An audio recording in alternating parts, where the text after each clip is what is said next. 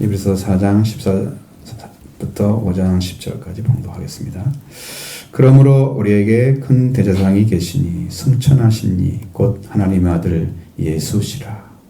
우리가 믿는 도리를 굳게 잡을지어다. 우리에게 있는 대제사장은 우리의 연약함을 동정하지 못할 이가 아니요 모든 일에 우리와 똑같이 시험을 받으신 이로되 죄는 없으시니라. 그러므로 공혈하심을 받고 때를 따라 돕는 은혜를 얻기 위하여 은혜의 보좌 앞에 담대히 나아갈 것이니라. 대제사장마다 사람 가운데서 택한 자이므로 하나님께 속한 이를 위하여 예물과 속죄하는 제사를 드리게 하나니 그가 무식하고 미혹된 자를 능히 용납할 수 있는 것은 자기도 연약에 휩싸여 있습니다. 그러므로 백성을 위하여 속죄제를 드림과 같이 또한 자신을 위하여도 드리는 것이 마땅하니라. 이 존귀는 아무나 스스로 취하지 못하고 오직 아론과 같이 하나님의 부르심을 받은 자라야 할 것이니라.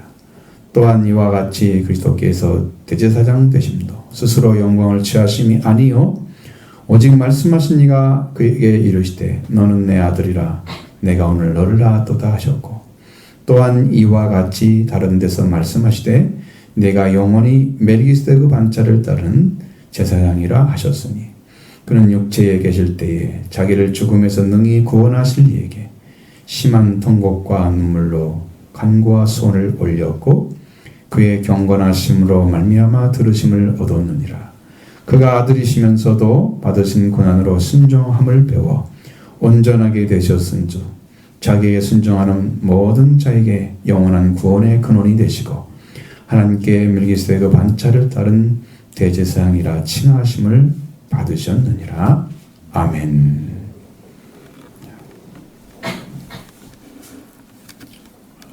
지난주에 주셨던 말씀이 하나님께서 이렇게 복음을 전할 때에 뭔가 좀 다른 것이 보여졌어요. 그래서 제가 오늘은 좀 더 이렇게 말씀 주시지 않을까 싶어요. 그래서 하나님 은혜가 임하기를 원하고 이 말씀 가운데 들어가기를 원합니다. 우리가 오늘 여기서 봐야 될 단어 중에 하나는 그러므로라는 14절의 말씀입니다. 그것이 여러분이 들어야 할 말씀과 직결되어 있기 때문에 그러면 왜 대제사장이 필요한지를 전혀 모르잖아요. 왜 큰 대제사장이 있어야 되는지 계시는지 그것을 좀 모르니까 그 절을 알기 위해서 14절에 그러므로라는 단어가 아주 중요한 역할을 하고 있습니다. 그래서 이 두 가지 의미를 가지고 있는데요. 그 하나는 이스라엘 백성이 하나님께서 광야에까지 이끌어 오셨을 때 그들에게 말씀을 주셨습니다. 네, 가나안 땅에 이제 젖과 꿀이 흐르는 땅으로 인도해 주실 거다. 항상 약속하신 것이죠. 거기가 안식이라고 히브리서 4장에서는 이야기하고 있습니다. 그 말씀을 그들에게 주셨는데 네, 그들은 그 말씀을 받아들이지 않았다. 성경은 오늘날 너희가 그의 음성을 듣거든 마음을 완고하게 하지 말라 그랬습니다. 이것은 이제 굳게 한다는 말이죠. 그래서 그들은 하나님의 말씀 안에 안식에 들어가야 할 백성인데 그렇게 함으로써 완고하게 함으로써 들어가지 못했다는 거죠. 그러니까 말씀을 믿음으로 받지 않았다는 것입니다. 그것이 이제 중요한 겁니다. 믿음으로 받느냐 받지 않느냐 하는 것은 믿음으로 받아들이지 않는 말씀을 믿음으로 받지 않는 사람들은 순종하지 못합니다. 그러니까 믿음으로 하지 않는 일들은 여러분 다 무너집니다. 힘이 없습니다. 그것은 신념과 같은 것입니다. 믿어지지가 않는 거죠. 그러니 어떻게 지켜가겠어요? 그래서 그 문제가 생겼는데 그들은 멸망을 받게 됐습니다. 그래서 믿음으로 받지 않는 말씀의 불순종으로 멸망을 당한다는 진리를 가르쳐주고 있습니다. 자, 그러니까 우리한테 뭐가 필요할까? 거기에 대한 말씀을 통해서 그 반대로 믿음으로 받았던 사람은 여호수아 갈렙은 그들은 구원을 얻었고 안식에 들어갔습니다. 그러니까 받는 사람만 들어간다는 거예요. 믿음으로 지키고. 두 번째는 하나님께 주신 말씀에 대한 것입니다. 그러므로 단어가 말씀. 하나님의 말씀. 생명력이 있고 활동력이 있어서 양날의 칼과 같이 날카로워서 사람의 혼과 영과 및 권질과 것을 꿰뚫어 나누시고 사람의 생각과 의향을 판단하시는 분이다. 말씀이. 자, 여러분, 이것은 혼과 영과 관절 골수 이런 단어는 그게 우리의 인격적인 거, 우리 인격, 정신 부분, 마음 이런 것들이 다 포함된 그 전체를 의미하려고 할 때 쓰는 관용어예요. 진짜 우리 뼈를 뚫어보는가? 뭐 그런 말 하면 안 된다 이 말이죠. 그런 것이 아니고. 여러분, 뭐 뼈 안에 뭐가 들었겠어요? 생각이 뭐가 들었겠어요? 그렇죠? 여러분 이성이나 아니면 마음 안에 들어있는 거죠. 그러니까 그건 그런 말은 아닙니다. 그래서 이 말씀이 이렇게 우리를 판단하고 계신다면 우리는 어떻게 해요? 살 길이 없는 거죠. 우리 생각도 다 알고 가시고, 여러분의 의향이라는 것은 처음 시작할 때 무엇을 방향을 가지고 생각하는가, 거기 시작점을 얘기하는 거예요. 그런 거 다 알고 계신 거예요. 뭘 하려고 그러지? 얘는 이거 하려고 하는구나. 벌써 다 말씀이 판단하고 계신단 말이에요. 그럼 우리가 이걸 죄선하지 않고 인간적인 걸 가지고 그렇게 시작했다면 그것은 다 들키는 거예요. 말씀 앞에. 그래서 어떻게 말씀하시냐면 창조된 것이 하나도 그의 목전에 나타나지 않는 것이 없다고 그랬어요. 말씀 앞에 다 나타난다는 거죠.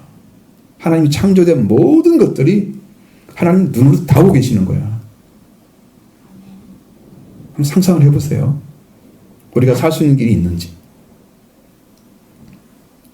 그렇죠? 우리의 결산받으실 이라고 말씀하시는 원어에서는 우리에게 말씀을 하신 이의 눈앞에 이것입니다. 우리에게 말씀을 하신 이의 눈앞에. 그러면 우리를 말씀하신 그분이 우리를 감춰지지 않은 사실 그대로 다 드러나게 하신다는 거예요. 이렇게 하면은 하나님 말씀 앞에 서면 사람이 못을 입지 않은 그런 부끄러움도 있지만 하나님 앞에 우리의 마음과 생각이 실 올라가게 하나도 걸치지 않는 그런 모습 그대로 나타난다고 말이에요. 감출 수가 없다는 거예요. 자, 그래서 마음과 생각을 다 파악하고 있는데, 그렇다면 하나님의 말씀이 우리를 이렇게 드러내시면 우리가 살 수 있는 길이 무엇이 있느냐는 거죠. 우리의 연약함과 죄가 있기 때문에 우리는 살 수 있는 유일한 길이 있다면 우리를 대신해서 대속해 주시는 그분이 계셔야 된다는 거예요.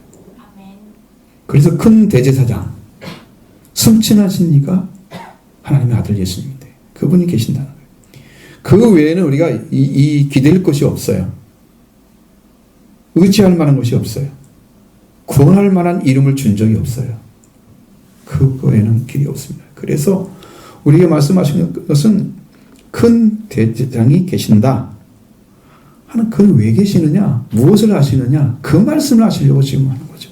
자, 14절 15절 보겠습니다. 그러므로 우리에게 큰 대제사장이 계시니 승천하신 이 곧 하나님의 아들 예수시라. 우리가 믿는 도리를 굳게 잡을지어다. 우리에게 있는 대제사장은 우리의 연약함을 동정하지 못하실 이가 아니요 모든 일에 우리와 똑같이 시험을 받으신 이로되 죄는 없으시니라. 아멘. 그래서 큰 대제사장이 계신다. 이분은 승천하신 이라고 당연히 말씀하고 있습니다. 이게 얼마나 중요한 단어인지. 예수님이 승천하시지 않으셨으면 우리에게는 은혜의 보좌가 없어요.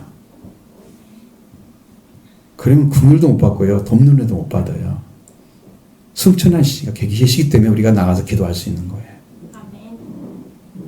그분 하나님 보좌 앞에 우리를 기도하기도 하시지만 우리의 간구를 들으시기도 하십니다. 승천하시니 하나님의 아들 예수시라. 그 예수님이 승천하고 계시기 때문에 우리가 하나님 앞에 나갈 수 있는 것입니다. 이 제사장은 자신이 죄인이기 때문에 자신의 죄를 위해서 속죄를 해야만 되잖아요. 그래서 위임식을 하게 되면 그곳에는 물이 필요하고 관유가 필요하고 속죄 제물이 필요합니다. 여기를 여러분 못 알아들으면 뒤에 대제사장 얘기를 못 알아들어요. 숨겨지지 않게 하나님께서 말씀을 주시니까 그걸 그대로 전하드리겠습니다. 자, 관유는 어떻게 만드느냐? 올리브에다 향료를 넣어서 만든 것입니다. 이것은 제사장을 성별하기 위해서 사용되었습니다. 이 관유는 제사장 외에는 누구에게도 붓는 일이 허용되지 않았습니다. 성경에는. 그리고 이것은 제사장이 직접 관리하도록 되어 있었습니다. 이 관유를 어떻게 만드느냐? 제사법 보면은 출애굽기 30장 34절에 향을 제조하는 법대로 향기름을 만들으라고 얘기했습니다. 향기름이 관유를 말하는 거거든요. 그래서 그 향을 제조하는 법은 그렇죠? 소야향과 나감향과 풍자향의 유향을 섞은 것을 말합니다. 자, 출애굽기 30장 34절로 36절에 보면은 모세에게 말씀하시는데 너는 소야향과 나감향과 풍자향의 향품을 가져다가 그 향품에 향을 섞어 유향을 섞되 거기에 같은 분량으로 하고 그것으로 향을 만들 때 향 만드는 법대로 만들어 소금을 쳐 성결하게 하고 그 향 얼마를 곱게 찧어서 너와 난날 회막 안 증거 안에 둬라. 이 향은 너에게 지극히 거룩하니라. 자, 이 제조법 있죠? 향. 이 향의 제조법에 뭘 부어요? 올리브유를 붓는 것입니다. 그럼 뭐가 돼요? 관유가 되는 거죠. 지극히 거룩하잖아. 이미 찧어서 갖다 놓으니까요. 만든 것은 거룩합니다. 만들어서 향이 나는 자체가 지극히 거룩한 거예요. 그러니까 여러분은 유다서에도 지극히 거룩한 믿음의 여러분을 건축하라고 말씀하시죠. 그것이 믿음으로 세워졌잖아요. 믿음의 삶이 이루어지는 것이 지극히 거룩한 거예요. 그 믿음에 우리가 세워져야 되는 거죠. 이 말씀도 거기 들어가 있어요. 자, 그렇게 해서 만든 관유를 사용하는데 여러분 그거 보십시오. 자, 유임식에 대해서는 출애굽기 29장에 나와 있습니다. 안 찾으면 여러분 아무것도 모릅니다. 1절에 제사장 직분을 위해서 어린 수소 하나와 흠없는 수양 둘을 택하고, 자, 여기 먼저 준비하죠. 수소와 흠없는 수양을 준비하죠. 제사장 직분을 위해서. 그리고 2절에는 무교병과 기름 섞인 과자와 기름으로 만든 무교전병 모두 고운 밀가루로 만들라고 했죠. 그것을 한 광주리 담고 그 송아지와 두 양을 함께 가져오라고 그랬습니다. 회막 앞으로 가져오죠. 그 다음에 그들을 물로 씻습니다. 4절에. 그죠? 그 다음에 의복을 다 입힌 다음에 관유를 가져다가 붓습니다. 머리에 붓게 합니다. 7절에. 물이 필요하죠? 관유가 필요하죠? 자, 그 다음에 11절부터 14절의 말씀에는 이렇게 한 다음에 수송아지와 그 아론이 그들이 안수하고 송아지를 회막문 앞에 잡습니다. 그 피를 네 손가락으로 제단 뿌리에 바르게 하고, 제단 뿌리 중요하죠? 그 뿔은 하나님의 권능을 의미하기도 하고, 그건 성결하게 해야 됩니다. 그리고 그 피 전부를 제단 밑에 쏟게 했습니다. 그 외에 고기는 화제로 드리게 만들었죠? 이걸 속죄제를 가리키는 것입니다. 15절로 18절에는 수장 한 마리를 가져와서 동일하게 아론과 가드에 안수하죠. 그 수장을 잡고 그것을 가져다가 제단 이의 주위에 뿌립니다. 수장이 각을 떠서 그 장부와 다리는 씻어서 각을 뜬 고기와 그 머리와 함께 두고 그 수장 전부를 제단 위에 불사를 하고 했습니다. 이건 번제입니다. 속죄제 드렸죠? 번제 드렸죠? 그 다음에 19절로 20절의 말씀에는 다른 수장 한 마리를 동일하게 안수한 후에 수장을 잡고 그 피를 아론과 그 아들들의 오른쪽 깃뿌리에 바르게 하시죠. 그리고 오른쪽 엄지와 오른발 엄지에, 오른손 엄지와 오른발 엄지에 바르게 합니다. 그 오른손 엄지와 그 발 엄지를 바르고 그 다음에 그 피를 제단 위에 뿌리라고 했습니다. 자, 그 다음에 마지막 한 가지가 남은 게 뭐냐면 21절에 그 제단 위에 피를 가져와요. 피를 다 붓게 했잖아, 아까. 그 피를 가져다가 그 다음에 관유와 함께 그 아론과 그 아들들에게 부어줍니다. 그럼 피와 그 관유가 함께 부어지는 거죠. 속죄와 성령이 부어지는 것 같은 거예요. 이렇게 해서 제사장을 하죠. 역할을 하게 만들죠. 그래서 그들은 옷이 거룩해진다고 말씀하셨습니다. 이게 영적인 옷을 입는 거예요, 지금. 보여지게 입는 거예요. 보여지게. 하나님께서. 그럼 나머지 고기 중에 일부를 유임식하는 모세에게 주었습니다. 이것이 유임식 수장이라고 말씀하시고, 22절, 24절에는 무교병에서 관줄이 아까 가져오라고 그랬죠? 거기에서 떡 1개, 기름 바른 과자 하나, 그 전병 하나를 가져다가 그 전부를 아론의 손과 그 아들의 손에 주어서 흔들어서 요제를 삼습니다. 흔든다는 것은 기쁨을 상징하는 제사예요. 하나님 감사합니다 하고 흔드는 거예요. 하나님께 주셨죠? 감사합니다. 딱 주시죠? 그 다음에 그걸 갖다가 어떻게 합니까? 그게 끝나고 나면 그 요제를 드렸던 것을 갖다가 제단에서 제단 번제물과 함께 다 불살라서 그걸 향기로운 냄새가 화제라고 합니다. 그렇게 드린 것 나머지 37절까지 다 있습니다. 그건 나누는 걸 얘기하니까 제사장의 이름이 거기까지 끝나는 거죠. 그러니까 뭐가 제일 많이 들어가 있어요? 처음에는 물로 씻어야 되잖아요. 처음에 관여가 있어야 되죠. 속죄제 피가 있어야 되죠. 번제 피가 있어야 되죠. 그러니까 인간으로 태어나서 대제사장이 되는 사람들은 이렇게 자기 죄가 있으니까 자기 죄를 먼저 속해야 된다 그 말이에요. 그래야 겨우 이제 거기서 하나님께서 예물과 그 제사를 드리는 그런 제사장으로 세워지는 거죠. 그 이야기를 하고 있는 거예요. 자, 이렇게 기록된 말씀은 대제사장에 대한 이야기입니다. 그러나 우리에게 계신 큰 대제사장은 지금 어디 계십니까? 자기를 속죄드리는 분이 아니고 승천하신 분입니다. 뭐까지 이루어졌습니까? 속죄와 벌은 다 이미 이루어졌고 승천해서 하늘에 계시는 거죠. 다르죠? 세상에 있는 대제사장과 다르죠? 그러니까 그 대제사장이 우리한테 필요하다 그 말이야. 응? 이것을 좀 들어봐야 돼요. 그는 성령으로 시작하셨고 물과 피를 흘리셨고 그래서 우리는 예수 그리스도에게 회개와 속죄와 성령으로 완전한 하나님의 아들의 옷과 왕의 옷을 입게 만드신 거예요. 우리를 입혀주시는 예수님의 피와 예수님의 물과 피가 우리를 아들과 왕이 되게 하시는 옷을 입혀줍니다. 그 신부예요. 신부 되게 하시는 거예요. 영적인 신부. 몰라도 믿으시기 바랍니다. 아멘. 안다고 믿으려고 해. 그런 사람 몇 명이나 되겠어. 믿었더니 알아지더라고 나중에. 안 믿으면 몰라요. 다 긍정하셔야 됩니다. 하나님 말씀 100% 긍정하셔야 됩니다. 자, 그러나 제사장이 되는 것은 이렇게 물과 관여와 속죄가 필요했잖아요. 자기를 위해서. 예수 그리스도는 자신의 속죄물이 되셔서 십자가에서 속죄를 이루시고 자신이 이미 속죄가 필요 없죠. 자기는 죄가 없으시니까. 그래서 부활되고 승천하셨다는 거죠. 이렇게 가르친 큰 대제사장이 하나님 아들 예수가 우리에게 계시기 때문에 우리에게 살 길이 있다는 거죠.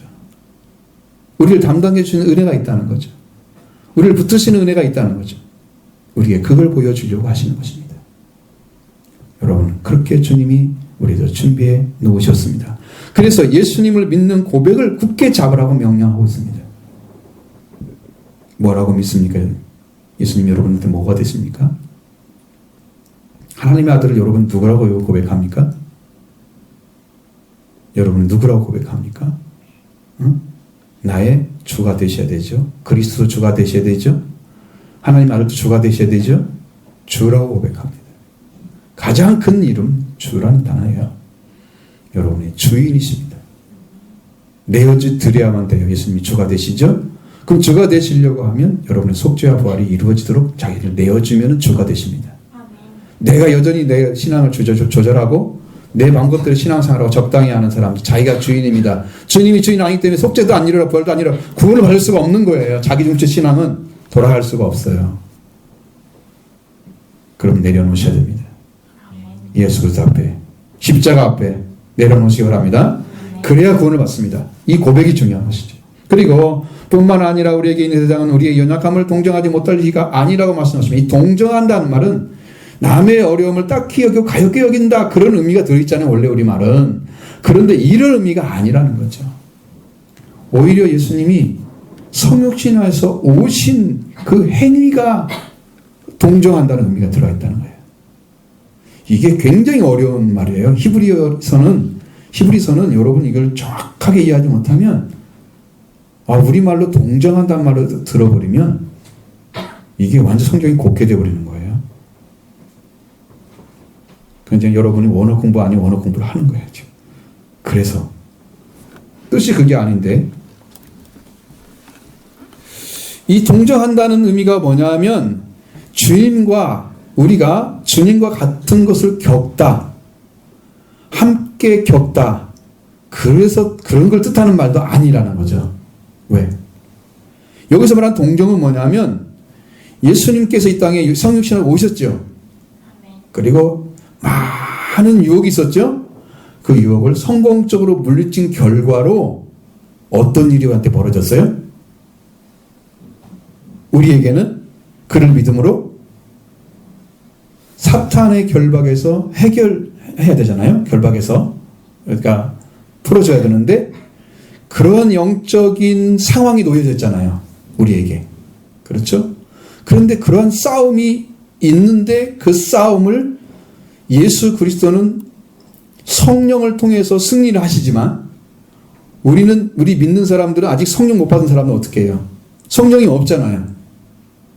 그러니까 그런 싸움을 하고 있는 우리의 상황을 너무 잘 아시는 거야. 주님이.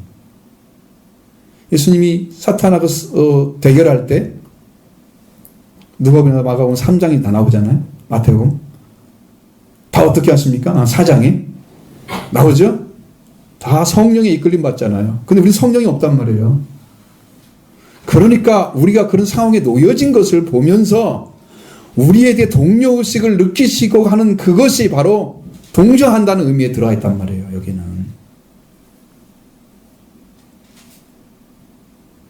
그런 의미란 말이죠. 아직 못 따라왔어요? 잘 따라오시기 바랍니다. 잘 따라오셔야 돼요.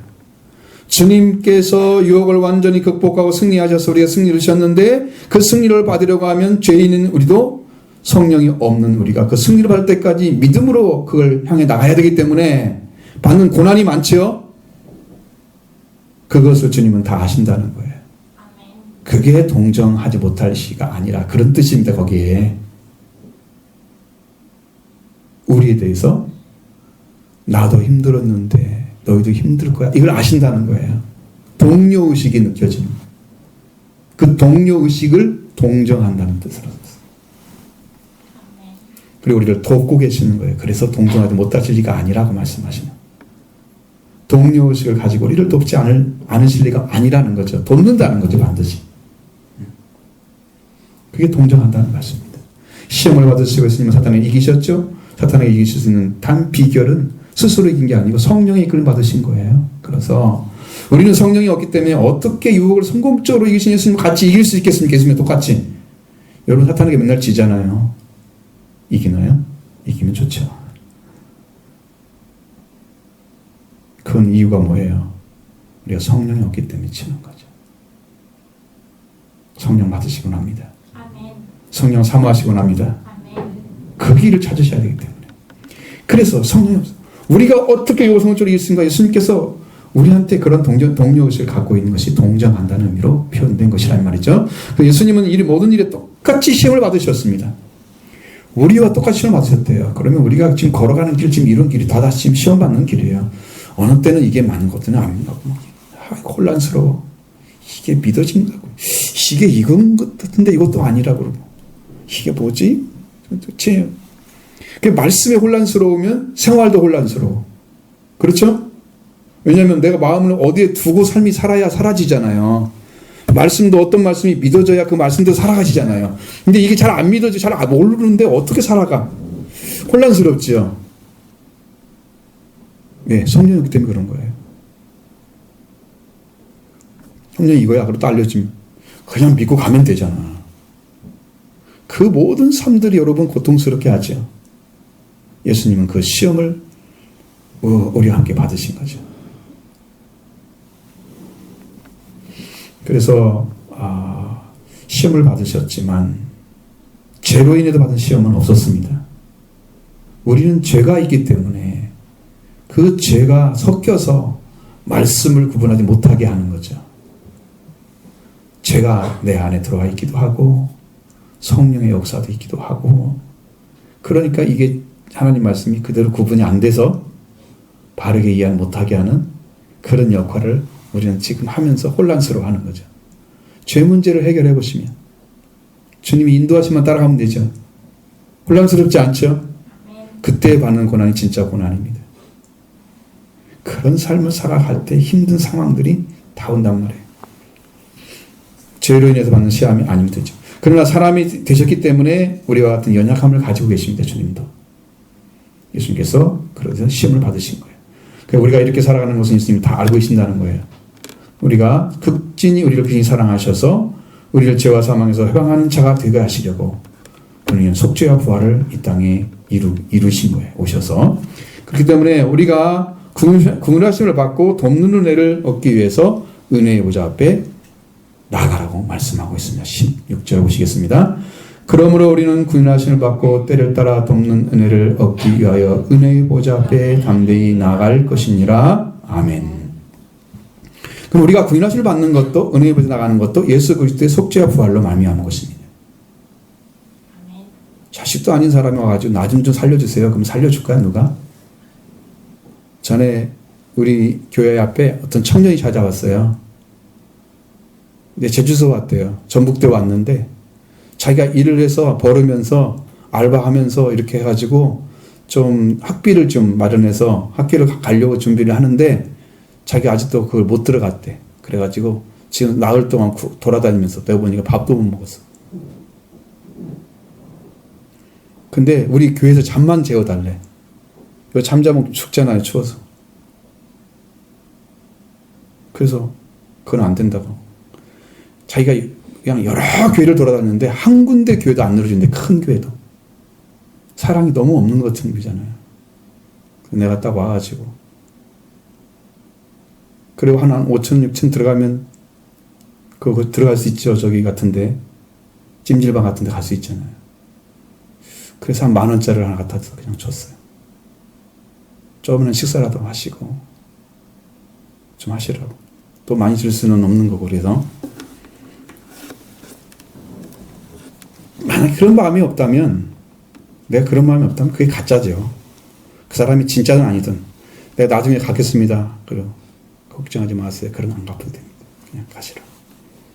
한 귀도 돈을 주거나 아니면은 그 사람에게 자립자를 제공해 준 사람이 없어. 내가 보니까 4일 동안 굶은 것 같은 느낌이 들어. 그것은 이길 수 있습니다. 그러더라고. 젊으니까. 근데 잠자리가 없대. 불쌍하더라고. 그래서 그런 마음이 생기는데, 우리도 긍휼을 받는 것은 그런 마음이 있어야 되는 것이죠. 그래서 우리에게 큰 재산이 계신 건 승천하신 이 하나님의 아들이 계시는데, 이 승천하신 이가 예수 그리스도입니다. 이 예수 그리스도가 우리에게 긍휼을 가지고 왔습니다. 어떤 긍휼일까? 하나님의 긍휼을 가지고 왔습니다. 자, 긍휼이라는 것은 비참한 상태에 있는 자를 불쌍히 여기는 그것을 말합니다. 긍휼이라는 것은. 근데 구약 성경의 긍휼로 번역되어 있는 명사 중에 가장 많이 쓰이는 명사가 라히힘이라는, 라하밈이라는 단어가 있어 있습니다. 라하밈.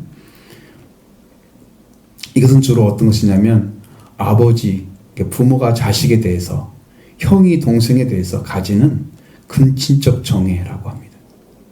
자, 가까운 성 있잖아요. 우리가 성이 같잖아요, 거의. 그러면 가까운 사람이죠. 8,000대에 있는 사람, 일가부치를 근친이라고 합니다.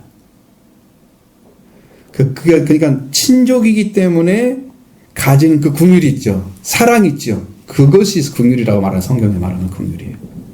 구약 성경의 긍휼은 그것입니다.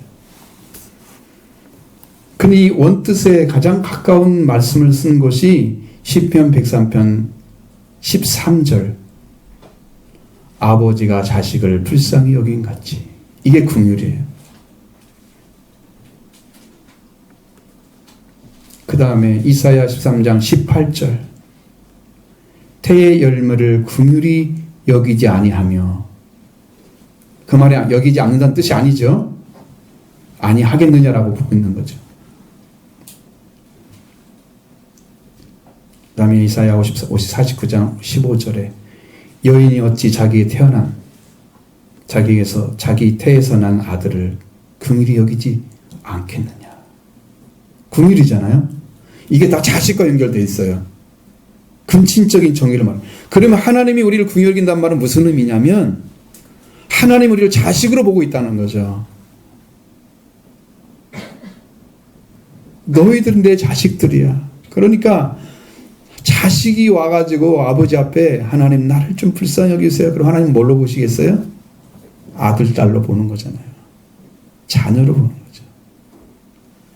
하나님 나를 불쌍히 여기세요. 근데 그때 가져야 할 중심이 뭐냐 그러면 그때는 하나님께 아무것도 요구하지 않고 오직 하나님 한 분만 구하는, 그러면서 당신이 필요합니다.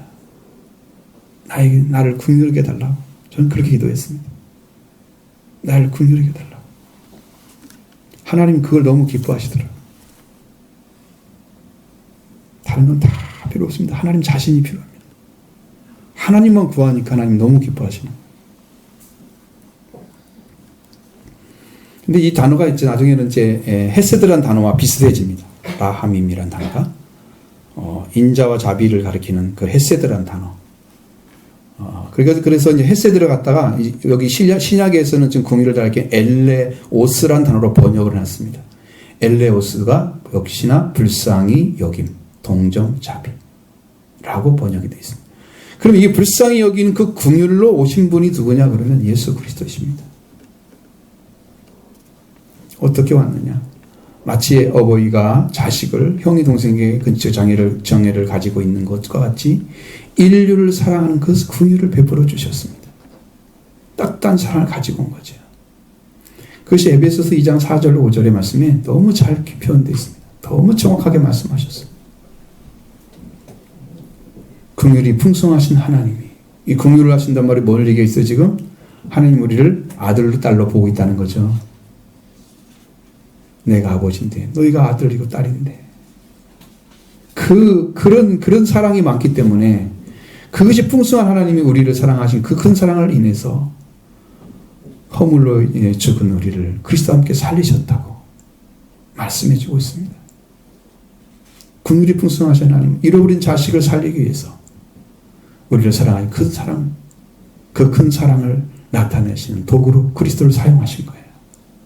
그리스도를 통해서 죽은 우리가, 죄와 사망하는 우리가 자식이 그리스도와 함께 다시 살리셨고 하나님의 긍휼이 나타나신 거예요. 예수 그리스도 보시면 그렇기 때문에 우리는 우리 아버지이신 하나님께서 베풀으신 긍휼을 받고 때를 따라 돕는 은혜를 얻기 위해서 어떻게 해야 됩니까? 은혜의 보좌 앞에 담대히 나아가라. 거기는 막힘이 없습니다. 다 받으시더라고요. 그러면 우리가 은혜 옆에 나가신 그 조건이 뭐냐? 그냥 말씀이 있는 대로 다 아는 건데 그 은혜의 보좌 앞에 지금 누가 계시냐면 예수 그리스도 계시는 거죠. 은혜는 예수 그리스도 주시는 거죠. 승천하신 하나님 아들 예수님이 보좌에 이르셨기 때문에 우리 그 앞에 나올 수 있는 은혜를 베풀어 주시는데 그렇게 기도에 들어가니까 최고의 선물을 주시더라고요. 여러분도 이렇게 아시는 말씀 중에 구하는 자에게 성령을 주시지 않겠느냐? 누가복음 11장 13절 하반절의 말씀, 성령을 주시는 것을 제가 경험을 했습니다. 이렇게 긍휼을 기도할 때에 그 긍휼을 구하고 때를 따라 돕는 은혜를 받기 위해서 은혜의 보좌 앞에 담대히 나갈 때에 하나님께서 몇 조의 강단에 성령을 임하시게 하시는 그런 복을 받게 됩니다. 실제로 내려놓고 가는 거예요. 여러분의 동일하게 이럴 줄 믿습니다. 같이 들어가셔야 됩니다. 그러면 이제 그렇게 대제사장이 계신데 그 세상에 있는 대제사장, 하나님께서 구약에 있는 그 대제사장과 예수 그리스도가 어떤 차이가 있는가를 지금 이야기하려고 하는 거예요. 그것이 5장에 기록된 말씀 등에 나오는 거죠. 그럼 예수님께서 이루신 것은 대제사장만 이룬 게 아니고 멜기세덱의 반차를 따르는 그런 대제사장이 이루신 것, 그 길을 다 지금 제시해 놓고 있습니다. 자, 먼저 1절로 2절 보겠습니다. 제사장마다 사람 가운데 택한 자이므로 하나님께 속한 일을 사람을 위하여 예물과 속지 않은 제물을 자를 드리게 하나니 그가 무식하고 미혹된 자를 능히 용납할 수 있는 것은 자기도 연하게 휩싸여 있음이라. 아멘. 대제사장 앞에서 말씀드렸죠. 임시. 저는 이제 그걸 성경을 쭉 읽으면서 거의 이해가 됐습니다. 그냥 말씀을 받아들이면 이렇게 들어갔구나. 그러니까 29장을 여러분 꼭 읽으셔서 그걸 뭐 하나하나 다 따질 필요는 없고 그래도 대충은 이렇게 들어가는 걸 그걸 알고 계셔야 돼요. 출애굽 입장을. 그 임식 받는 그런 사람과 그 뭐 예복을 만드는 거 28장에도 나와 있어요. 출애굽기. 그 위임식 하기 전에 옷을 어떻게 만들어 입어야 되는가 다 나와 있어요. 그러니까 그게 왕 같은 제사장이 입는 옷이에요. 그 이복이. 그렇게 중요해요. 관도 쓰잖아요. 머리에 진짜로 관 쓰거든요. 그게 중요해요. 대제사장도 사람 가운데 택한 자이기 때문에 그들은 이제 하나님께 속한 일을 하기 위해서 예물과 속죄하는 제사를 드리게 하였는데 그런데 불구하고 하나님의 아들 예수님이 큰 대제사장이 되셔서 그렇게 무식하고 미혹된 자를 등이 용납할 수 있는 것은 자기도 연약에 휩싸였기 때문이라고 말씀하십니다. 무식하다는 것은 여러분 이런 뜻으로 사용된 게 아니에요. 진짜 무식하다는 말이 아니고요. 이 무식하다는 것은 알지 못하는 기는 알지 못하는 게 맞아요. 그런데 하나님과 관계가 끊어졌기 때문에 알지 못하는 거예요. 죄 가운데 있기 때문에 알지 못하는 그걸 말하고 있는 거예요. 여러분 하나님을 알지 못하는 것은 왜 알지 못해요? 하나님 관계가 회복되지 않았어요. 회복되려면 죄가 해결돼야 되죠. 항상 죄가 있죠. 그러니까 이 무식하다는 것은 하나님을 알지 못하는 거야. 죄가 있어서. 근데 그런 사람을 택하셔. 그렇죠? 그래서 이건 고의적인 것이 아니기 때문에 속죄가 가능한 죄예요. 속죄를 주시고 그 다음에 이제 미혹됐다는 건 정도에서 벗어났다는 거죠. 그렇게 번역을 합니다. 무식하고 미혹된 자, 즉 속죄가 가능하고 어느 정도에서 벗어난 자인데 이 사람이 하나님께 예물과 제사를 드리는데 필요하잖아요. 그런데 그 사람을 다 용납을 하시는 거예요. 사실은 정말 훌륭하기 때문에 세워지는 게 아니야, 그렇게. 그런데도 용납하실 수밖에 없다는 거죠. 예수님께서.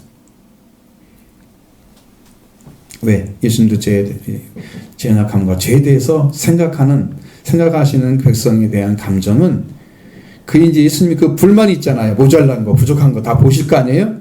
그런데 그런 분노나 그런 불만에 대해서는 절도를 지켜. 어느 순간에 이건 딱 여기까지. 그 나머지는 다 수용을 하시는 거예요. 아예 쓸모없는 사람들은 쓰도 못하겠죠. 그런데 받아들일 수 있는 사람들은 받으시는 거예요. 그게 절도예요. 예수님이 그 연약함, 죄에 쌓여져 있는 사람, 이 두 가지 용도의 사람들인데 이 사람들이, 제사장들이 이들을 다 용납을 해 주신다는 거예요. 그들은 영적인 사람이 되지 않아서 대제사장, 위임식을 통해서 대제사장이 되어도 그들은 연약함과 죄를 그대로 가지고 있어요. 그래서 속죄 제사가 필요했던 거예요, 제사장들에게. 예수님도 제사장이 되는데 용납해 주면 자기도 연약함이 있기 때문에. 그래서 제일 중요한 게 뭐냐면 제사장이 되는 요건은 연약함이 있는 거예요. 내가 완벽하면요. 내가 완벽하잖아, 여러분한테. 그럼 여러분들의 잘못된 거 싹 지적하고 한 사람도 귀에 못 올 거야. 응? 너무 다 알아버리니까 앞에 쓸 수가 없잖아. 무서워가지고. 하나님이 예수 그리스도가 완전한 사랑을 가지셨지만 심판권도 가지고 있어. 인자가 되심으로. 사람이 되셔서. 그러면 그 아들이 와가지고 죄를 다 지적게 한 사람 한 사람. 예수님한테 오겠어요? 못 오겠어요? 못 오는 거죠. 심판권은 사용하지 않으시고 사랑의 권세만 사용하셔서 그걸로 사람을 한 사람 선택하고 그리고 죄인들, 창기들 오히려 그런 사람들 영접을 하잖아. 친구가 되었다고 말씀하고 있잖아. 연약한 자요. 그게 제사장이 된 요건이었어요. 예수님이 그래서 연약함 스튜디오에서 우리를 받으실 수가 있으신 거죠. 대제사장으로 세웠을 때 그들을 받으실 수가 있었던 이유가 바로 그겁니다. 예수님께서 받으신 이유가.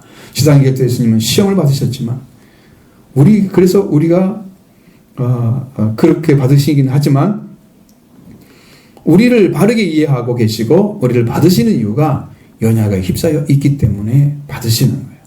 대제사장도 받으시는 것처럼. 자, 이 연약함이란 뭐냐면 무력함, 약함, 힘없음 이 세 가지 단어입니다.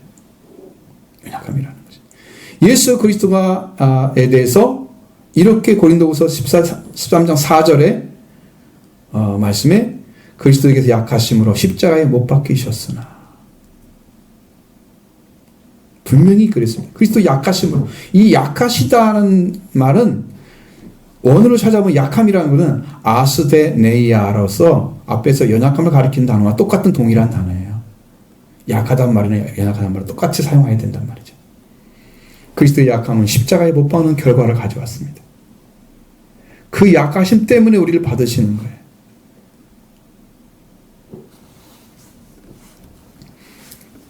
그리스도의 연약함 우리를 자신의 십자가에 못 박는 결과를 가져왔고, 그래서 우리가 살게 된 것입니다. 그리고 예수님은 대제사장이 같이 연약함과 죄가 있는 자를 용납하실 수가 있었던 것이고요. 그 대제사장은 백성을 위해서 속죄제를 위해서 이제 이임식을 거행했지요. 그리고 자신을 위해서 속죄제를 드리게 했다. 그렇죠. 3절의 말씀 보십니다.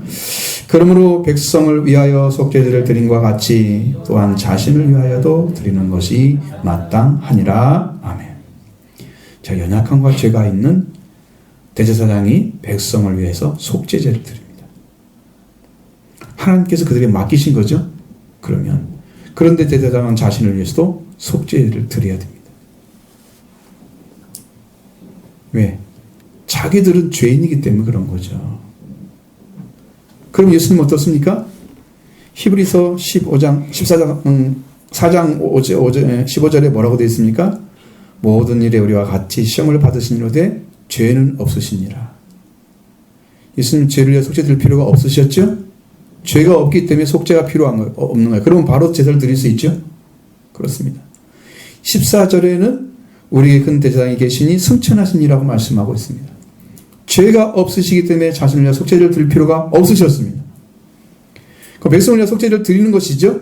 자신을 속죄로 드려야만 연약한 가운데 있는 자를 구원하시는 거예요.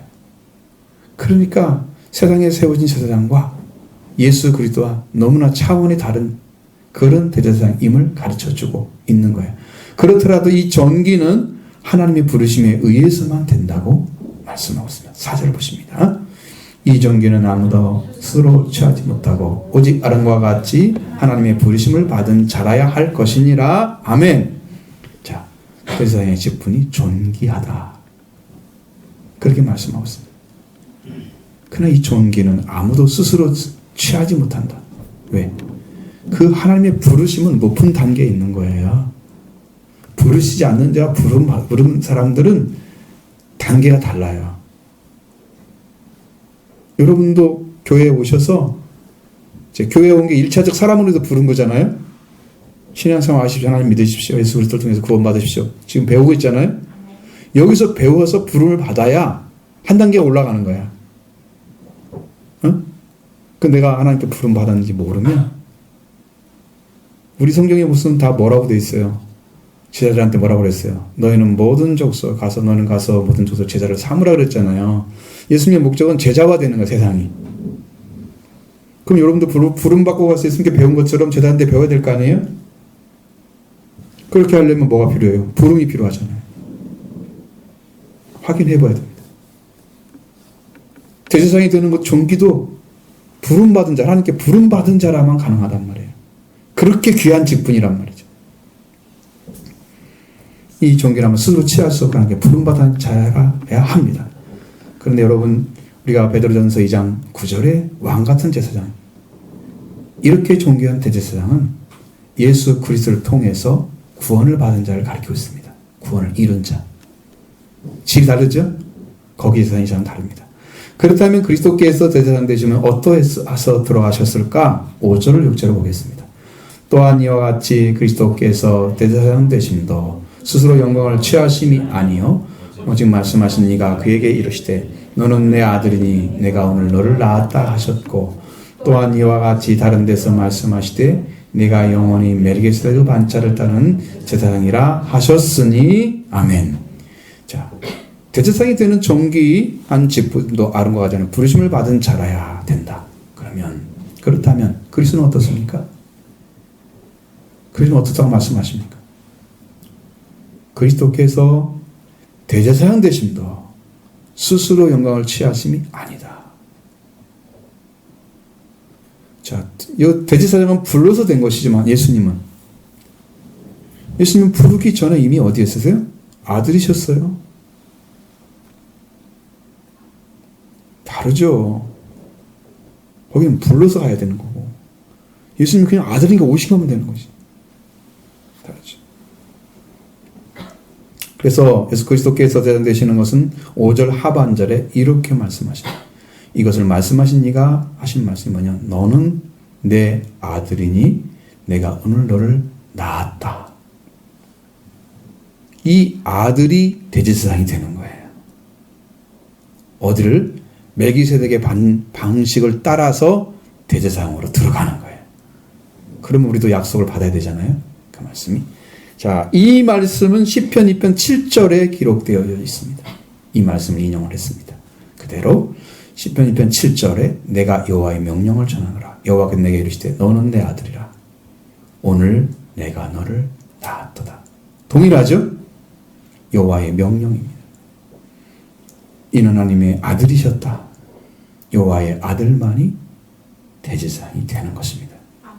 그래서 예수님은 하나님의 아들이시기 때문에 예수님은 하나 사람 가운데 택하신 분이 아니었다는 거죠. 택하신 분이 아니라면 이미 존재하고 계시는 거예요. 이 땅에 계시기 전에. 근데 이 아들을 갖다가 성경이 낳았다고 얘기합니다. 낳았다는 것은 생겼다는 얘기잖아요. 어느 순간에. 없었는데. 이건 사람이 되셔서 이 땅에 태어나시기 위해서 피조물처럼 나타나기 위해서 예수님이 너는 내 아들이라. 우리 아들의 명분을 다 찾아주신 다음에는 예수님은 하나님으로 들어가시는 거죠. 그 전까지만 아들이 되시는 거예요. 예수님 하나님의 아들로 성경에 다 기록되어 있지만 최후에는 그게 아니라. 그리고 예수님이 아들이 되신 그 자리를 우리가 찾게 되면 우리가 아들의 역할을 하고 왕의 역할을 하고 나머지는 예수님은 하나님으로 들어가셔요. 그게 마지막 복음입니다. 마지막 이루어진 복음입니다. 그래서 이 그리스도는 창세 전부터 계셨습니다. 그리고 태초에 말씀이 계셨잖아요. 그때 함께 계셨어요. 성령으로 계셨고 사람이 되어서 태어나심으로써 우리를 위해서 피조물이 되신 것이기 때문에 피조물처럼 되셨기 때문에 내 아들이라 내가 오늘 너를 낳았다 라고 말씀하시는 거예요.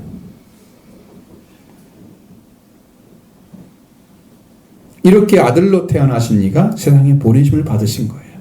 이 아들은 그리스도의 사역, 대제사장의 사역을 위해서 아들로 오셔서 이 그 사역을 이루심으로 세상의 죄를 피로 태우시고 부활되셔서 인류를 하나님의 관계를 부활시켜주고 평화의 관계를 만들어 주셨습니다. 그때는 우리 분명한 것은 그리스도와 대제사장이 되기 위해서 아들이 되셨고 왕으로 태어나셨다는 거죠. 이 땅에 세우셨다는 거죠. 그래서 여러분 아들이신 그리스도가 큰 대제사장이 되신 것입니다. 그럼 아들로 지상에서 보내심을 받았고 대제사장의 길을 걸으셔야만 했습니다. 그건 왜 그러냐? 우리 때문에 그런 거죠. 그래서 이제 구약에서 그리스도를 말할 때 기름 부음 받잖아요. 그럼 구약에는 누가 기름 부음 받느냐? 그럼 왕, 대제사장, 제사장들이 받고요. 세 번째는 선지자가 받습니다. 이 세 가지를 예수님이 다 이루셨어요. 이 땅에서. 삼중직. 예수님이 여기 대제사장으로 지금 나타나고 여기는 나타나고 있습니다. 그리고 여기서 영원히 멜기세덱 반차를 따르는 제사장이 되게 하셨다고 말씀하고 있습니다. 6절 말씀 봅니다. 또한 이와 같이 다른 데서 말씀하시되 내가 영원히 멜기세덱 반차를 따르는 대제사장이라 하셨으니 이 말씀은 시편 110편 4절의 말씀 여호와는 맹세하고 변하지 아니하시리라. 이르시기를 너는 멜기세덱의 서열을 따라 영원한 제사장이라 하셨도다. 여러분 시편 1편 110편 1절에는 여호와께서 내 주께 말씀하시되 그랬죠? 거기에 말씀하시는 주가 둘 나오잖아요. 그 여호와라는 아도나이라고 하는 단어로서 바꾸면 주가 되는 거예요. 그래서 주 한 분 계시고 내 주가 또 나오잖아요. 그럼 주가 두 분이야. 어떤 분이 어떤 분일까? 주라고 하신 분이 여호와 하나님을 가리키는 거고 내 주라는 분이 예수 그리스도를 가리키는 거예요. 이미 있었다는 거예요. 이 땅에 오시기 전에 있었다는 거죠. 그런데 그분이 나타나서 시편 4편의 말씀과 같이 여호와는 맹세하여 변하지 않으시리라. 너는 멜기세덱의 서유를 따라 영원한 제사장이라 하셨도다. 그 너라고 하는 그분이 바로 내 주를 가리키는 거예요. 그분이 멜기세덱의 서유를 따라 제사장으로 들어가는 길을 걸으시는 거예요. 여러분 이 말씀 잘 이해 안 되시잖아요. 자, 그래서 마태복음 22장 42절 45절에 거기에 기록되어 있습니다. 사람들이 예수님께서 물어봤습니다. 그리스도를 대해서 어떻게 생각하느냐? 누구의 자손이냐? 이렇게 물어봤습니다. 그 사람들이 다윗의 자손이라고 합니다. 그러면 다윗이 성령에 감동해서 어찌 그리스도를 주라고 칭하여 말했느냐? 주께서 내 주께 이르시되 내가 네 원수 발 아래 둘 때까지는 내 우편에 앉았으라 하지 않느냐? 거기 주께서 내 주께 나오죠? 그러면 내 주라는 말이 바로 그리스도를 가리키는 다윗이 그리스도를 주라고 칭하였은지 어찌 그리스도의 다윗의 자손이 되겠느냐? 그의 자손이 되겠느냐? 이렇게 말씀하시는 거죠. 그러면 주께서 내 주께 하라는 말씀은 이미 선지하신 그리스도를 말하죠. 그분이 이 땅에 오신 거예요. 어떻게? 다윗이 그리스도로 칭했고 이 말씀대로 자 시편 했던 그분이 그리스도이신데 그분이 시편 110편 4절에 여기서 맹세하시기를 멜기세덱의 반차를 따르는 서유를 따르는 영원한 제사장이라 말씀하셨다고 하는 것은 바로 주님이 그 길을 걸으시는데 영원한 제사장이 되셨다고 하는 것과 같은 거예요. 그럼 이미 예언을 한 거죠. 이 말씀이 여기서 이루어진 것을 증언해 주고 있는 거예요. 이 말씀에서. 그리스도께서 멜기세덱의 서유를 따라서 영원한 제사장이 하셨다. 이 말씀이 여기서 이루어집니다. 그럼 멜기세덱의 방식을 따라서 영원한 제사장이 되셨으니 바로 그리스도는 우리에게 영원한 큰 제사장이 되신 것입니다. 그는 이 세상에 보내심을 받은 그리스도 예수님이셨다. 그는 육체에 계셨다는 거죠. 자, 7절로 9절 말씀 같이 보겠습니다. 그는 육체에 계실 때에 자기를 죽음에서 능히 구원하신 이에게 심한 통곡과 눈물로 간구와 소원을 올렸고 그의 경건함으로 말미암아 들으심을 얻었느니라. 그가 아들이시면서도 받으신 고난으로 순종을 배워서 온전하게 되셨은즉 자기에게 순종하는 모든 자에게 영원한 구원의 근원이 되시고 하나님께 멜기세덱의 반차를 따른 대상이라 칭하심을 받으셨느니라. 아멘. 10절까지 다 읽었어요. 이 말씀에서 예수 그리스도께서 하나님의 아들의 신분과 왕의 신분으로 오셨습니다. 시편 12편에도 2편 6절부터 7절의 말씀 나오잖아요. 아들이라고 말씀하시고 왕이라고 말씀하시고 그의 사역은 그리스도이셨습니다. 그리고 우리의 신분을 찾아주기 위해서 아들로서 멜기세덱의 방식을 따르는 대상이 되시기 위해서 예수라는 이름으로 오셨습니다. 그분이 공생애를 사역을 하시면서 이 멜기세덱의 서유를 따르는 대제사장으로 들어가시는 거예요. 자, 그래서 공생애 동안에 멜기세덱의 반차, 즉 방식을 따르는 대제사장이 되시는 길을 찾아 들어가셨습니다. 그래서 이 말씀이 육체에 계실 때라는 말을 처음 썼어요. 예수님이 육신으로 계실 때 어떤 삶을 사셨는가라는 것에 초점이 딱 맞춰지는데 그 초점이 바로 예수님이 지금 말씀하신 하신 것처럼과 같이 그가 육체에 계실 때 자기를 능히 구원하실 이에게 능히 구원하실 이가 누구예요? 하나님이시잖아요. 그분께 나갔다는 것을 이야기합니다. 근데 하나님에게 가서 심한 통곡과 눈물로 간구와 소원을 올리셨다. 그 경건하신 말만 들으셨다고 말씀해 주고 있습니다. 심한 통곡과 눈물은 강력한 울부짖음과 눈물입니다.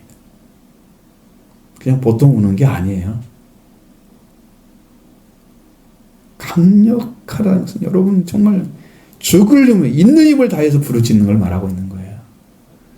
예수님 하나님 아들이기 때문에 그냥 조용히 기도하실 것 같잖아요.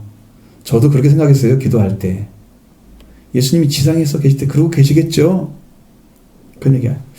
지상에 계실 때에 심한 통과 눈물로 간구를 오셨다. 간구와 소원이란 말은 기도와 간구를 말합니다. 제가 오늘 아무리 찾아봐도 똑같이 나옵니다. 이 단어는. 기도와 간구가 맞아요. 자, 예수님께서 기도하실 때 너무 많이 성경에 기록되어 있지만 그 다 이제 많은 부분은 생략되고 몇 군데만 성경에 나와 있어요.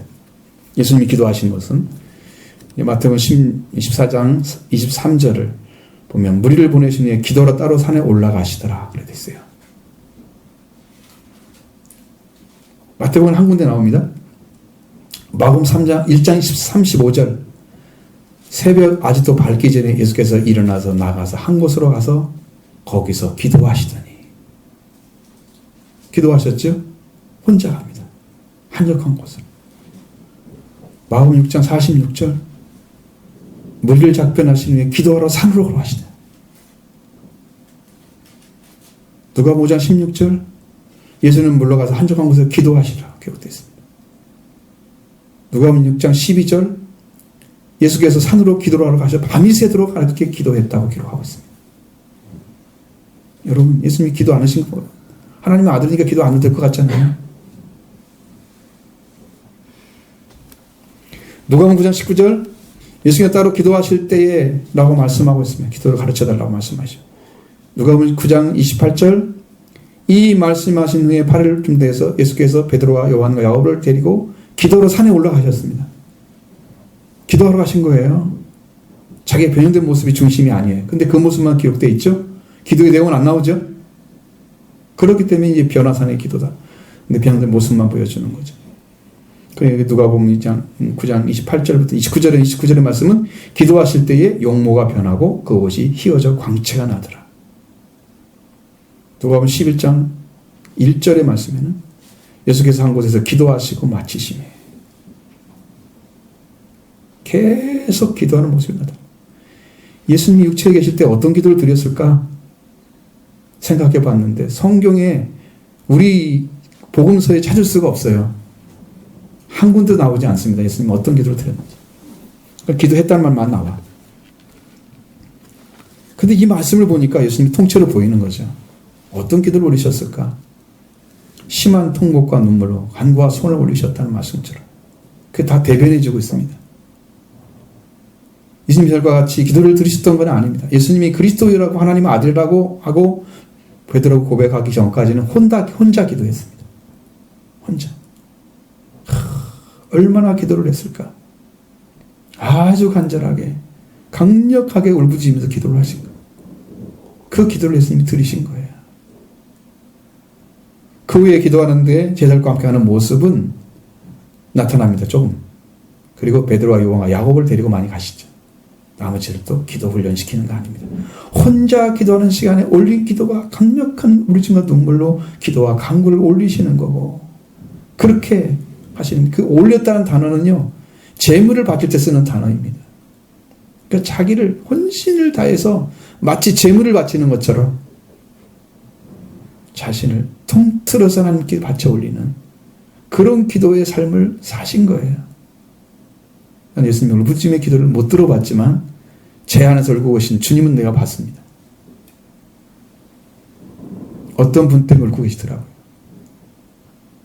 주님이. 처음으로 알았습니다.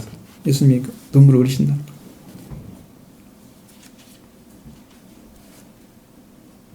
이게 이제 이 기도하는 모습이 예수님이 자신을 완전하게 하나님께 맡기는 삶을 사셨다. 이 경건하심, 그 경건하심, 그렇게 기도를 드리면서 그 경건하심으로 아버지께서 들어주셨다는 거예요.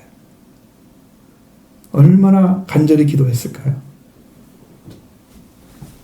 그렇게 강력한 우정과 눈물로 기도와 간구를 올리신 예수님 계시는데 정작 구원을 받아야 할 우리는 미지근한 신앙을 가지고 있지 않습니까? 왜 구원에 목마르지 않습니까? 예수님의 구원이 왜 필요하지 않습니까, 여러분? 지금 구원에 목말라야 될 여러분들 아닙니까? 사랑하는 성도 여러분, 나는 여러분의 구원에 목마른 여러분 되기를 원합니다. 예수님을 사랑하는 마음을 가지십시오. 예수님을 사랑하는 분들만은 구원에 목마릅니다. 예수님을 사랑하는 마음이 없는 사람들은 구원도 열정을 가진 신앙도 별로 필요하지 않습니다. 예수님을 사랑하시기 바랍니다. 예수님이 군자이기 때문에 그를 사랑해야 됩니다. 그 일에 구원을 받습니다. 할렐루야. 목마른 자가 되어야 됩니다. 사슴이 되어야 됩니다. 목마른 사슴이. 물을 찾을 때까지 달려가서 물을 마시고 오는. 아무리 멀어도 그 샘을 찾아간다잖아요. 습관이. 그래서 목마른 사슴이 신의 물을 찾듯이 멀리 가서 불을 뜯고 있다가 목이 마르면 그 샘으로 달려간답니다. 먹으려고. 그런 심령이 되기를 원합니다. 끝내 여러분께서 구원의 복음을 받고 거룩한 능력 있는 그런 믿음으로 승리하는 성도가 되기 원합니다. 그는 아들이면서도 고난으로 순장을 배웠습니다. 예수님의 고난은 유대 백성들의 말씀을 받지 않으로 시작했습니다. 예수님은 너희가 하나님의 말씀이 거할 것이 없으므로 나를 죽이려 한다고 말씀하고 있습니다. 말씀을 받지 않는 자들이 예수님을 죽이는 거예요. 저를 열심히 죽이시려면 말씀을 안 받으면 됩니다. 제가 빨리 죽으면 여러분이 좀 좋을까요? 예수님은 버리셨어요. 말씀을 안 받음으로 버리셨어요. 이게요, 여러분과 제가 선순환이 안 되면 저는 항상 막힙니다, 영적으로. 그럼 저는 이제 죽는 거죠, 혼자. 난 하나님 관계만 있는 거예요. 여러분 관계는 없는 거죠. 그럼 제가 빨리 죽어요. 고통스럽죠. 안 되니까. 요한복음 8장 37에 말씀드렸습니다. 나도 너희가 아브라함 자손이 아노라. 그러나 내 말이 너희 안에 있을 것이 없으므로 나를 죽이려 하는도다. 예수님의 죽음은요, 말씀을 받지 않으면 이미 시작된 거예요. 그리고 예수님이 결정적으로 죽음은 고난을 받으시는데 자신을 완전하게 십자가의 고난으로 하나님 말씀에 순종해서 드린 거예요. 여기서 순종을 배웠다는 것은 예수님이 받으신 고난으로 하나님의 뜻을 인식하고 그 고난을 받아들임으로써 그 뜻을 긍정했다는 의미예요.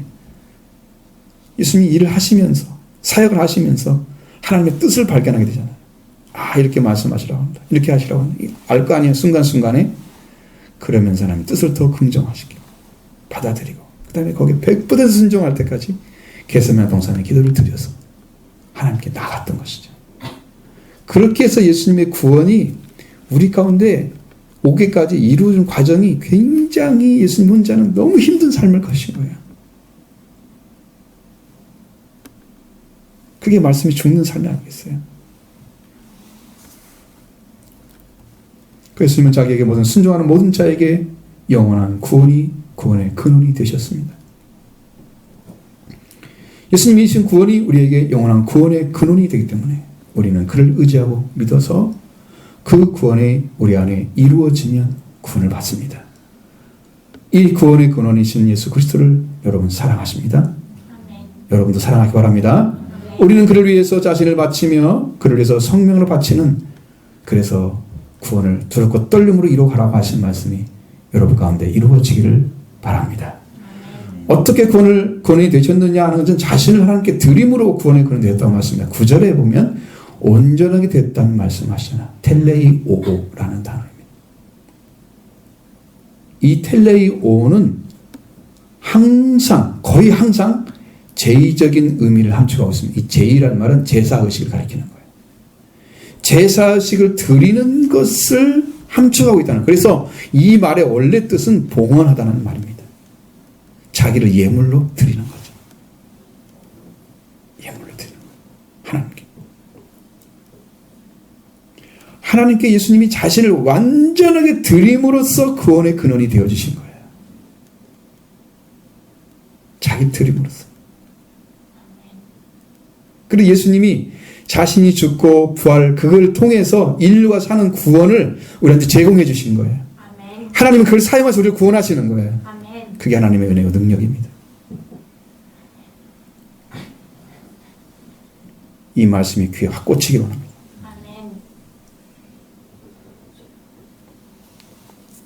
이렇게 자세히 말씀드리는데 이걸 안 들으면 어디서 구원받겠어요?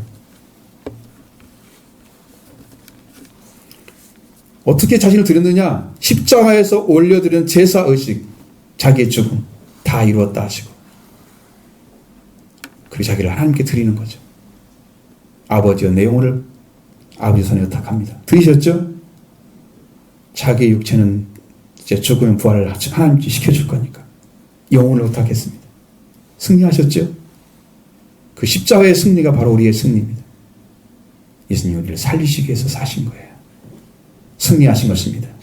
이렇게 예수님 하나님께 자신을 올려드린 거예요. 그렇게 됐기 때문에 우리가 하나님께서 예수님을 구원의 근원이 되게 하셨단 말이죠. 우리한테 구원의 근원이 되셨습니다. 여러분 것입니다. 예수를 믿으면. 영원한 구원의 근원이 되셨습니다. 하나님은 그 아들의 죽음과 그 피를 사용해서 인류를 죄를 태우시고 속죄를 이루시고 자신을 드리고 예수님이 드림으로써 예수님은 죽음 후에 영광, 하나님 영광으로 죽은 자 가운데서 부활되시고 완전하게 되셨습니다. 온전하게 되셨죠? 그래서 속죄와 부활을 이루시는 것은 봉헌했기 때문이고 이렇게 해서 하나님이 하나님부터 부활을 얻으셨기 때문에 우리의 구원의 근원, 즉 구원의 원인이 되셨습니다. 할렐루야. 자, 그렇게 해서 예수님이 멜기세덱의 반차를 따른 제사장이라 칭하심을 받은 길을 걸어가신 거예요. 이게 그 길이란 말이죠. 아, 여기 잘 안 깨달아지면 저하고 1시간만 대화해 봅시다. 이 말씀 다 드리겠습니다. 자, 10절 같이 보겠습니다. 하나님께서 멜기세덱의 반차를 따른 대제사장이라 칭하심을 받으셨느니라. 하나님께 받으셨죠. 그리스도께서 예수님께서 하나님께 멜기세덱의 그 방식을 따른 제사장이라 칭함을 받으신 것은 히브리서 17장 16절의 말씀과 같이 그는 육신에 속한 계명을 법을 따른 것이 아니다. 율법으로 들어간 게 아니란 말이에요. 율법으로 들어간 거 제사장 보셨죠? 그렇게 들어간 게 아니란 말이에요. 뭐냐 그러면 거기는 오직 불멸의 생명의 능력을 따라 되셨다. 그러니까 여러분 이게 다 숨겨진 얘기예요. 하나님 안에 있어요. 불멸의 생명의 능력을 따라 되신 거다. 우리가 가진 거 아니죠? 하나님이 가신 겁니다. 그걸 따라가셨다는 거예요. 결국은 예수님이 그렇게 들어가셨어요. 그래서 큰 대제사장이 되는 자격이 뭐냐? 하나님의 아들이신 거예요. 하나님의 아들 되는 게 대제사장의 자격. 그럼 여러분도 속죄를 받고 이제 구원을 얻게 되면 하나님이 우리를 아들이라고 말씀하십니다. 그 아들이 되신 분들은 이 멜기세덱의 반차를 따른 제사장으로 들어가는 거예요. 여러분도 그 약속 받으시기 원합니다. 그 약속은 누굴 위해 주냐? 우리를 위해서 주신 거죠. 예수님이 이루신 건 우리를 위해서 주신 거예요. 이루신 거예요. 그래서 주시는 거예요. 그 길을 걸어가는 거. 그게 큰 대제사장이 되는 자격입니다. 그래서 오늘 우리가 믿음으로 들어가서 우리도 고난을 받고 십자가를 통해서 죽음의 말씀으로 십자가의 죽음으로 말씀만 따라서 살게 됨으로 해서 멜기세덱 방식으로 대제사장이 되는 길을 걸어가게 될 줄로 믿습니다.